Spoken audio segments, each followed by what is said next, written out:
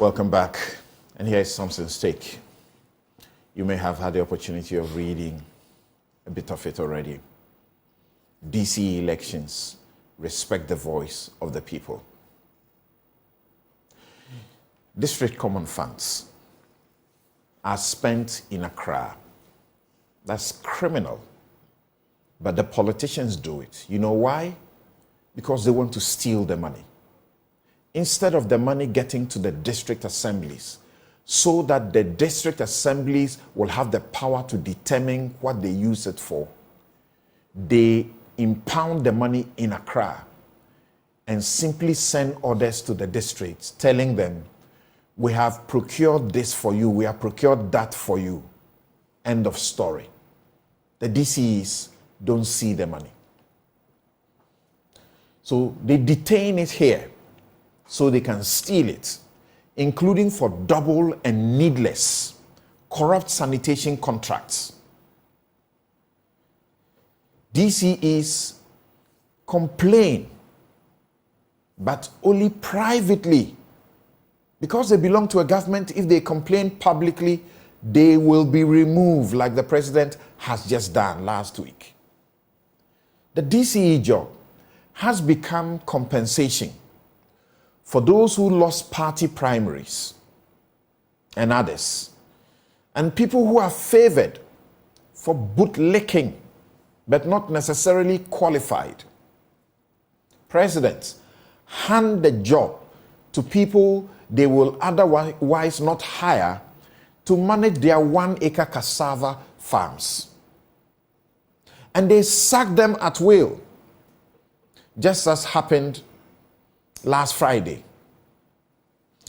Small district assembly funds use literally to host visiting party people.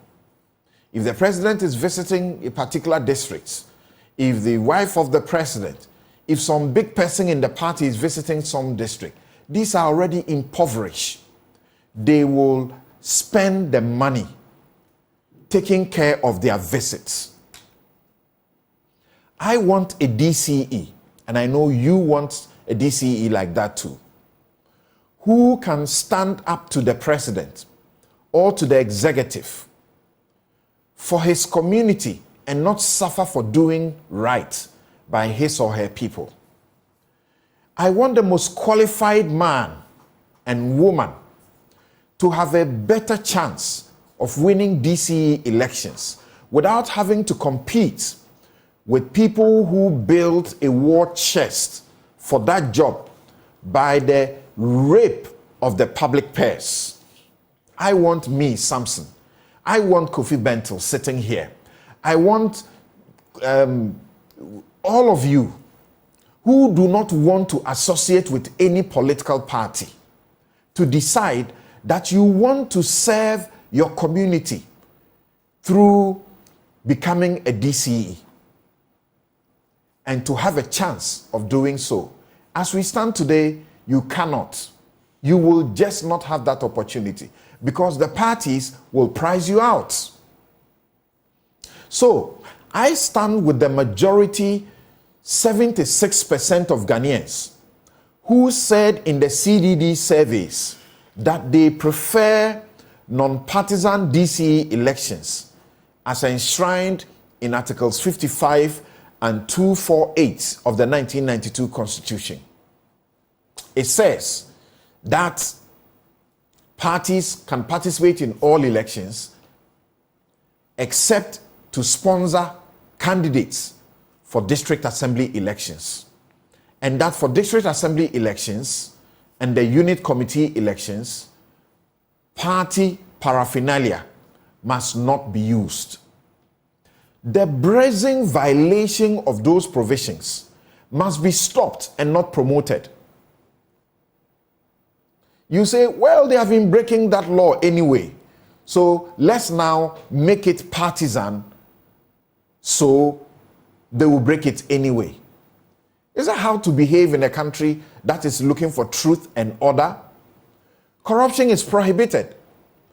We are getting overwhelmed and impoverished by corruption, ground corruption. Shall we then amend the law to allow corruption? We will not be the first to do it in the manner which is already enshrined in the Constitution.